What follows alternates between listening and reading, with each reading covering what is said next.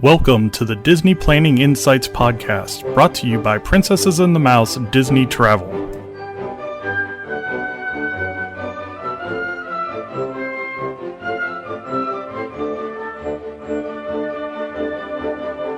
Hi everybody, and welcome to Disney Planning Insights. The purpose of this podcast is to give you tips and tricks and help you along as you plan for your trips down in the magical place of Walt Disney World. And as we go through this podcast series, our goal is going to be to share with you insights and travel advice and hotel advice and what you should definitely do and maybe what you can afford to cut out depending on the amount of time that you have spending in the parks.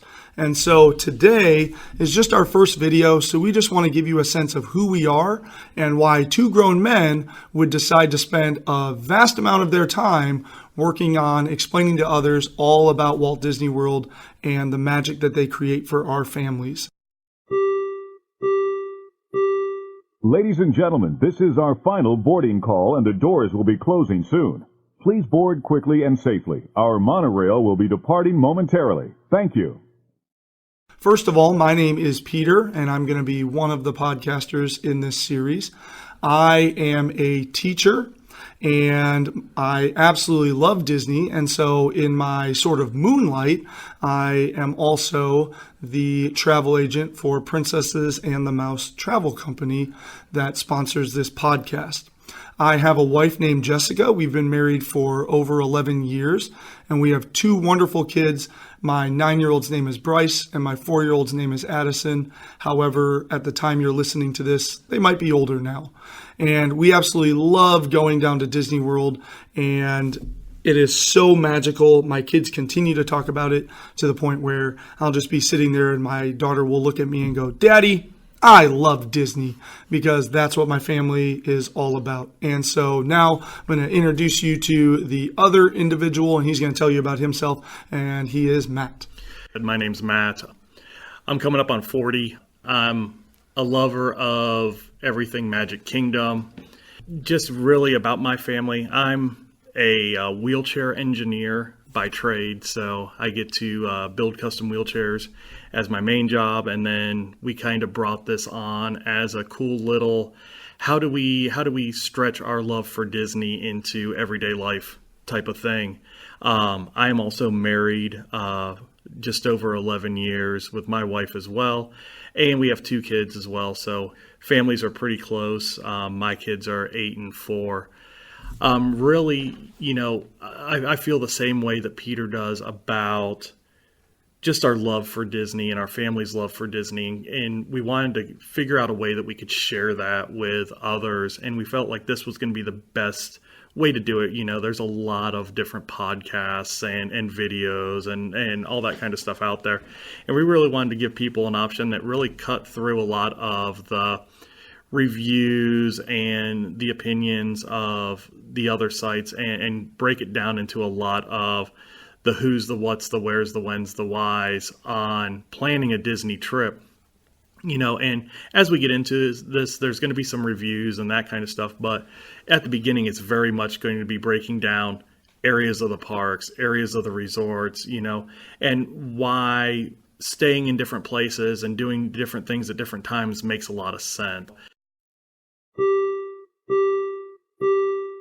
One thing that I wanted to really impress in this video was, where did our love of Disney come from? I'll start by saying, I didn't grow up a Disney fan per se. I watched the movies. We went to the movies, that kind of stuff. I really never got a chance to go to the parks. I've always lived up in the Great Lakes area, so never got the chance to go down to the parks until about 7th grade. Went down there. Don't remember a whole lot about my trip. I remember doing Catastrophe Canyon. Really thought it was at Universal. And I remember getting sunburned, and that's about it. Really, once I had my own family and we took our first trip about 7 years ago, is really when Disney took off in my heart. Watching how the cast members went out of their way for my daughter and the things that just kind of happened, that Disney magic that everybody kind of talks about.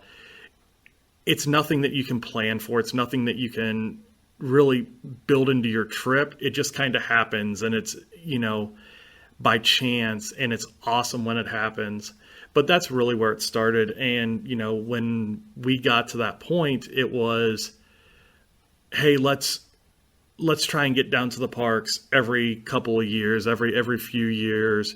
And we've been down to the park every year since that first trip. Sometimes the best laid plans don't work out the way you think they're going to work out in the end. Peter, let's talk a little bit about where your love of Disney comes from. Sure. So kind of similar story to Matt. I grew up in a family that didn't necessarily have the financial ability to go down to Disney a whole bunch. But as a kid, we definitely watched the movies, loved all the movies as they were coming out through, the 90s and early 2000s. And then it was when my son was 5 and my daughter was just born that my in-laws said, hey, let's go ahead and take a trip down to Disney World. And I had been a couple of times in youth. I managed to go twice, once with a set of grandparents and another time with my family. My mom still tells the story of how we were staying at Caribbean Beach and my sister and I managed to convince a duck to come into our hotel room with us by luring it in with breadcrumbs and other things that we found. Well, I believe my parents had gone up to the main area to fill up the reusable drink mugs. And so that's pretty much the main thing from my childhood. And then so my in-laws said, hey, let's go to Disney World. I said, that sounds great. And we went down there, and my father-in-law was kind of non-committal about how much should we book, how many dining reservations and things like that. And I didn't really have a good understanding of what Disney was all about. We got to our first day at the park, and I had a couple of fast passes booked because I learned about that at the very last moment. So I booked them about a week before. We had a couple of dining reservations in our back pocket. And while I had a great trip, I became frustrated really quickly with how I seemed so underprepared in comparison to a lot of the other people there. I felt like we spent a lot of times bopping around, wasting time, didn't know where to go, didn't know what to do. I became hooked with the idea that I want to do this again and I want to figure out how to do it right. And so then that led us into a lot of research, a lot of listening to podcasts, a lot of going around the Disney website, trying to figure out all the ins and outs. And so then we went back just under a year later, and we went during the Halloween time. So we also booked in the Mickey's Not So Scary Party. In planning that trip, I learned so much about Disney, about what to do, where to go, how to do everything. And that's when the love of going down there sort of blossomed in me, because when we went down for that next trip, as Matt kind of talked about, we were able to sit there and we were able to experience the magic because all the planning had been done ahead of time. That's when it also sort of planted for my wife that, holy cow, this is something magical. This is a place where you get experience like none other. And that's when we decided that Disney and traveling to Disney World and other Disney locations was going to become a core part of our family's vacation experiences. And so now looking back over the last 3 years, I've gone several times. I am going to spend approximately 30 days in the parks this year, and I live up in the Midwest. And so you can just imagine the feat that is. I can't imagine not doing it at this point because we love going down there. We love going to the parks. Some of the experiences, some of the food, some of the hotels that we've now experienced have been the best in our lives.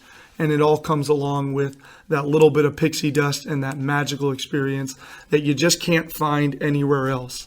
That's where my love of Disney comes from and why I do this, because as I gained all that knowledge, my wife and I sat down one day and said, why in the world did we not share this with more people in our lives? We've taken the time now to start planning other people's trips and helping them so that their first times can be as magical as our second time, really.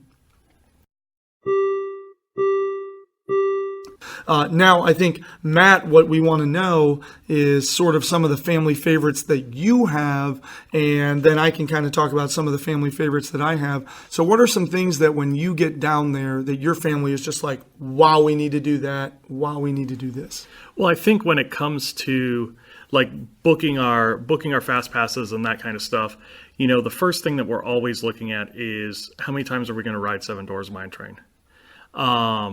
My kids can't get enough of that ride. It is super fun. It's the first roller coaster that my son really ever went on.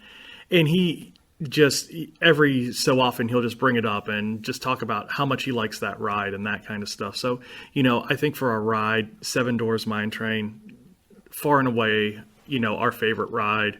As far as our meal, the kids don't get much of a say when it comes to the meals. I love Teppanydo. A lot of people are going to say, well, it's just a standard hibachi place. It isn't. We planned it into our trips to where it kind of works in conjunction with whatever shows at Epcot at the time. That way we can have our meal. We can kind of mosey on out onto the balcony that's in the Japan Pavilion, and we can watch the show over everybody else.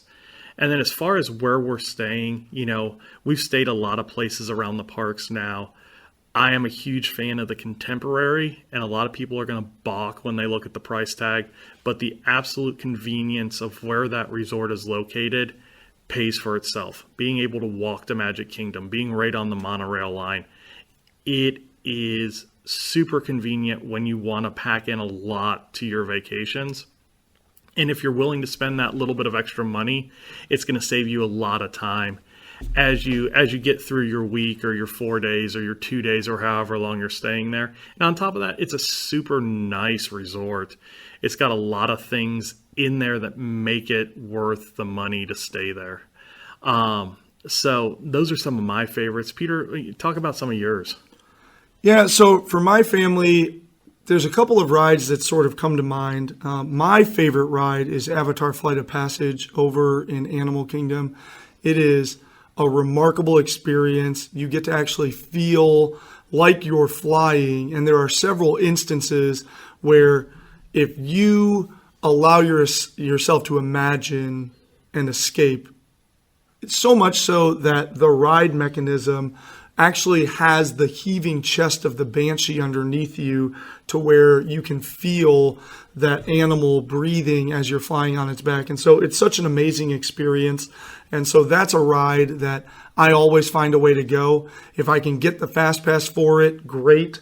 And if not, I pound it early in the morning as the park's opening, or I get there right at the end, right before the park closes, to avoid those big multi-hour lines, but still be able to get that experience.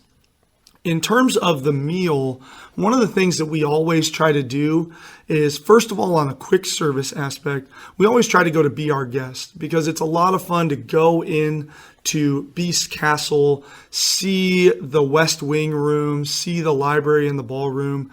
And what's nice about it is during breakfast and lunch, it's a quick service meal, but it's a relatively pricey quick service meal. And so something that we always do is we get the dining plan, because that way it's just one less thing that I have to worry about during my trip. I know that we're going to eat. I don't have to worry about being budget conscious. I don't have to sit there going, well, we only have $100 for food today. We can just sit there and go, well, here's where we're going to spend our credits. And Be Our Guest is always at the top of the list. Another one that we really enjoy is Trattoria Al Forno, because they have a morning breakfast where you get to meet Flynn Rider and Rapunzel along with Ariel and Prince Eric. And the food there is just absolutely killer. I always get the calzone, which is called like Triton's Shipwreck or something like that. And it's a great meal, and you get sort of some unique characters that you don't just get anywhere else. And there's tons of other fantastic character dining, but we're going to cover that in later podcasts, not necessarily today. In terms of the rooms, I have stayed all over the place. We've stayed from the value resorts up to the deluxes, and so we'll be reviewing some of those later on. But one of the places where my family loves going to is getting a room, depending on our budget for the trip, at either Yacht Club or Beach Club. As Matt kind of said, it's a deluxe resort along with the Contemporary, but the price is a little bit less than the Contemporary, and the location is right behind the World Showcase at Epcot. And so what's great about Yacht and Beach Club is they have an amazing pool area. It's got a lazy river. It has a sandbar beach. It has multiple water slides. And the water slide is arguably one of the best at all of Disney's property because you get to walk up to a crow's nest and jump onto that water slide and ride it all the way across a walkway from one side of the beach to the other. And so it's just a great experience and it's a lot of fun. And then my favorite park is Epcot. We can walk right in and out of Epcot within 5 minutes, and we can either ride a boat or walk to Hollywood Studios as well. Similar to the idea of the Contemporary, where you've got sort of two parks within shot of you, that being Magic Kingdom and Epcot. Here, you've got two shots at Hollywood Studios and Epcot. That's sort of our go-to place whenever we can make it happen. Now we're going to kind of move in towards our sort of number one tip. For me personally, if I can give you one tip to making your planning more successful, it is that you need to start early. People will sit there and be like, oh yeah, you can plan a vacation. And I do it all the time for clients. I'll plan vacations for clients 1 month out or 2 months out or 3 months out. But if you want your Disney experience to be amazing, I know this sounds silly, but you need to start planning about 7 to 9 months out.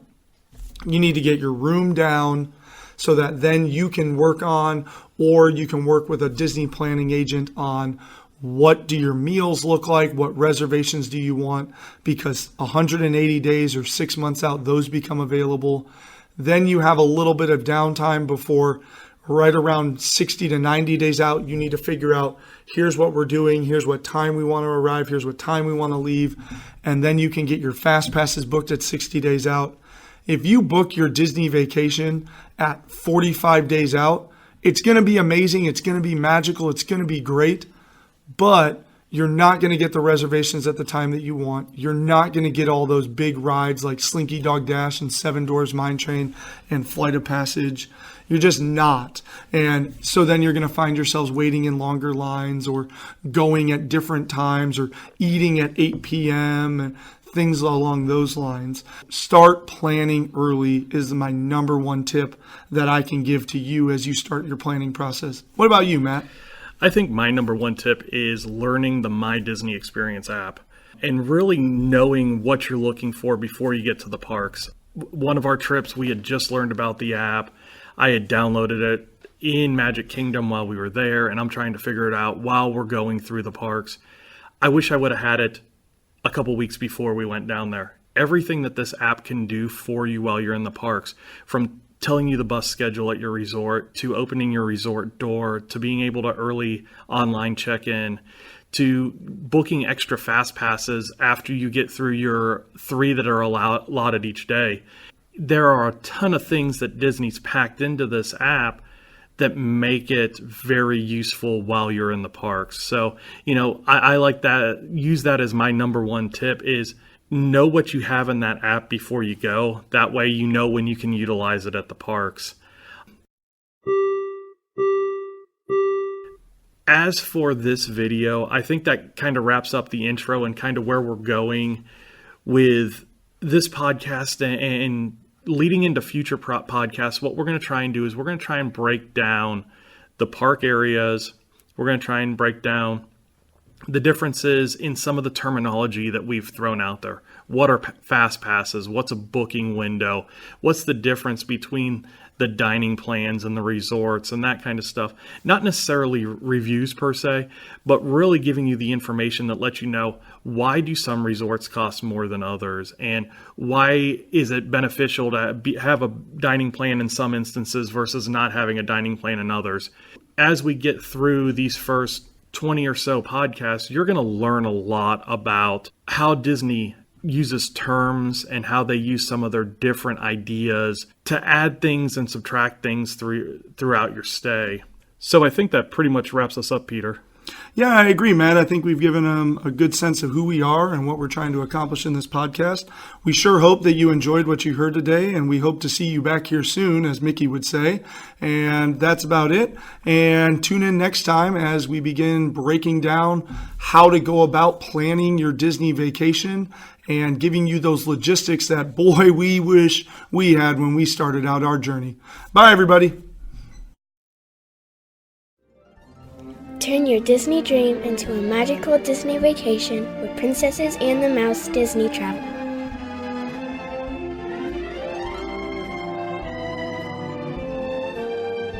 Contact us at any of these options or learn more by clicking the website link below.